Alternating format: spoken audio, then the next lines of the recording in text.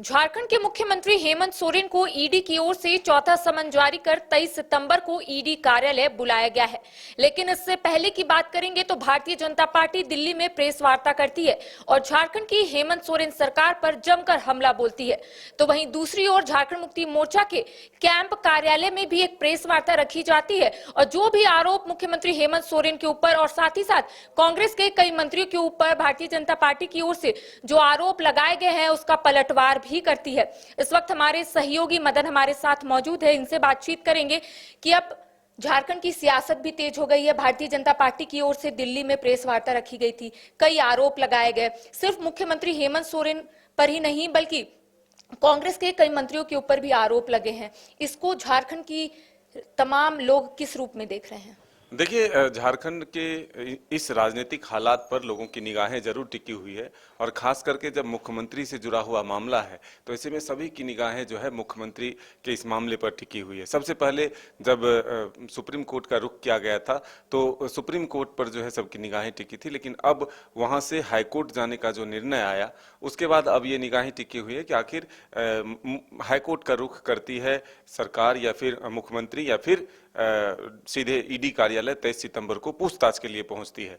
लेकिन इस बीच जो राजनीतिक हलचल तेज हुई है, जो आरोप प्रत्यारोप का दौर शुरू हुआ है, ऐसे में पहली बार बीजेपी के केंद्रीय कार्यालय से एक प्रेस वार्ता होती है और उस पर पूरे परिवार समेत सरकार के मंत्री आलमगीर आलम सहित जो है मुख्यमंत्री पर कई गंभीर आरोप लगाए जाते हैं कि किस तरह से इस सरकार में भ्रष्टाचार हुए हैं और उसकी बारी बारी से जो है विस्तृत जानकारी दी गई। लेकिन इस आरोप के बाद जो पलटवार हुआ उसमें ये बातें सामने आई कि अब ये राजनीतिक लड़ाई बनती जा रही है, क्योंकि इससे पहले जो ईडी के समन आते थे उसमें जेएमएम की तरफ से ये आरोप होते थे कि ये बीजेपी के इशारे पर आ रहा है, बीजेपी के नेता करा रहे हैं, बीजेपी के कठपुतली बन चुकी है ये ईडी। लेकिन अब जो आरोप जेएमएम की तरफ से लगा है वह ये है कि 2024 के चुनाव से पहले जो एक इंडिया गठबंधन बना है उसमें जो समन्वय के तौर पर इनको नियुक्त किया गया है हेमंत सोरेन को, जब से इनकी नियुक्ति हुई है उसके बाद जो है ये टारगेट पर आए हैं। इसलिए हेमंत सोरेन को बदनाम करने की कोशिश बार बार हो रही है, एक मुख्यमंत्री को बदनाम करने की कोशिश हो रही है, उनके परिवार को बदनाम करने की कोशिश हो रही है। तो ये आरोप अब जेएमएम की तरफ से बीजेपी पर लग रहा है। तो ऐसे में हम ये कह सकते हैं कि अडानी के नाम भी लिए जाते हैं कि उनको जो बंदरगाह अलॉट किया गया उसके जांच क्यों नहीं होते हैं, अनेक कई तरह के गंभीर आरोप जो है लगते हैं। लेकिन ये एक सवाल जरूर खड़ा हुआ है कि इस नोटिस और इस ईडी के समन के बीच आरोप प्रत्यारोप का जो दौर था वो प्रदेश तक सीमित था, राष्ट्रीय स्तर तक यह नहीं पहुंचा था। लेकिन अब बीजेपी की एंट्री केंद्रीय नेताओं की अगर इसमें होती है तो जरूर बड़ा सवाल होता है, और क्यों होता है ये भी एक बड़ा सवाल है। अच्छा मदन, आमूमन हम लोग देखते हैं कि जब हेमंत सोरेन की सरकार पर हमलावर करना होता है तो भारतीय जनता पार्टी रांची के इस कार्यालय में एक प्रेस वार्ता करती है और तमाम चीजों को लोगों के समक्ष रखती है। लेकिन इस बार पहली बार कह सकते हैं ऐसा हुआ है कि सेंट्रल से एक प्रेस वार्ता रखी गई और मुख्यमंत्री हेमंत सोरेन के साथ साथ कई मंत्रियों पर भारतीय जनता पार्टी ने जमकर निशाना साधा है। तो इसके क्या मायने हैं? यही बिल्कुल, देखिए, अब तक जो बीजेपी पर सीधे तौर पर हमला होता था, जो आरोप लगते थे कि बीजेपी केंद्रीय एजेंसियों का दुरुपयोग कर रही है, जब से गैर बीजेपी शासित सरकार में जहां कहीं भी राज्यों में सरकारें गठित हुई है उसे परेशान करने की कोशिश हुई और इसी क्रम में झारखंड की सरकार को भी परेशान करने की कोशिश हो रही है। तो जब सरकार की तरफ से यानी मुख्यमंत्री की तरफ से सुप्रीम कोर्ट का रुख किया जाता है तभी से बीजेपी की निगाहें इस फैसले पर टिकी थी और मौका मिला, जैसे ही सुप्रीम कोर्ट ने ये आदेश दिया कि आप हाईकोर्ट जाएं, तब बीजेपी ने पुरजोर तरीके से हमला करने का एक अवसर ढूंढा और उसका फायदा उठाया। सीधे तौर पर राष्ट्रीय स्तर पर जो है इस मामले को उठाने की कोशिश की, और जबकि ये जो गठबंधन बना है वो राष्ट्रीय स्तर का बना है और ठीक ये कहा जा रहा है कि हेमंत सोरेन की भी एक अहम भूमिका होने वाली है उसमें, इसलिए हेमंत सोरेन को टारगेट किया जा रहा है। ये आरोप जेएमएम का है, लेकिन अगर आप इस प्रेस कॉन्फ्रेंस को भी देखें तो एक मुख्यमंत्री के खिलाफ ये मामला है और बीजेपी इसे चूकना नहीं चाहती है, क्योंकि आगे 2024 का चुनाव है।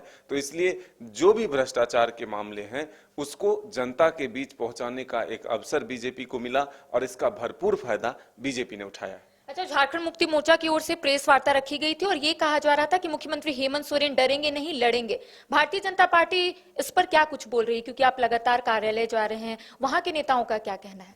देखिए, बीजेपी लगातार ये कह रही है कि अगर आप दोषी नहीं हैं तो फिर ईडी के सवालों का जवाब आपको देना चाहिए, ईडी के कार्यालय पहुंचना चाहिए, न कि सुप्रीम कोर्ट और हाई कोर्ट के शरण में जाना चाहिए।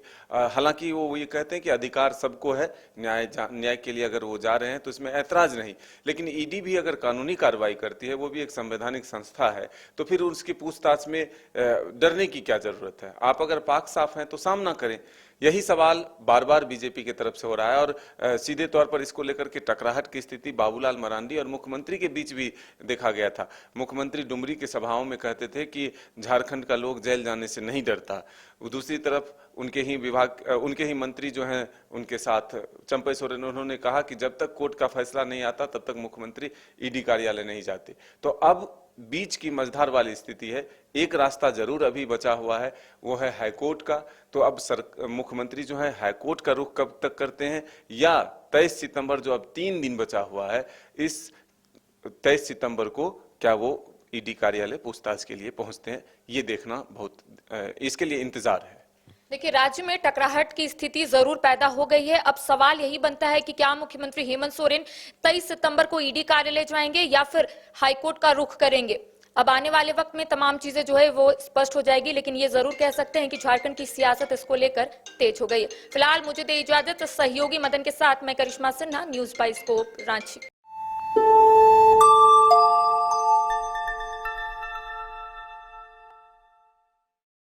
झूमेंगे घूमेंगे गाएंगे हम, वाइल्ड वाली वाटर पार्क जाएंगे हम। झूमेंगे घूमेंगे गाएंगे हम, वाइल्ड वाली वाटर पार्क जाएंगे हम। वाटर पार्क में फुल ऑन फन करेंगे, फैमिली संग वाइल्ड वादी चलेंगे। वाइल्ड वादी एंड अम्यूजमेंट वाटर पार्क एक नए अवतार में तो तैयार हो जाइए वाइल्ड वादी में अनलिमिटेड मस्ती के लिए। साथ ही 33 फीट की हाइट से मल्टी लेन और बर्ड पार्क का भी ले फुल मजा। वाइल्ड वादी अम्यूजमेंट वाटर पार्क, देवी मंडप रोड, 10 माइल चौक, रांची। IIT जी नीट एस्पिरेंट्स के सपने को पंख देने आ गया है कंप्लीट सॉल्यूशन इंस्टीट्यूट। यहाँ है smart classroom, 1-to-1 doubt clearing session, ask the expert, video solution और भी बहुत कुछ। मतलब हम करेंगे आपको गाइड, बनेंगे आपके mentor. Foundation classes from class 6 onwards for your bright future. Visit complete solution institute.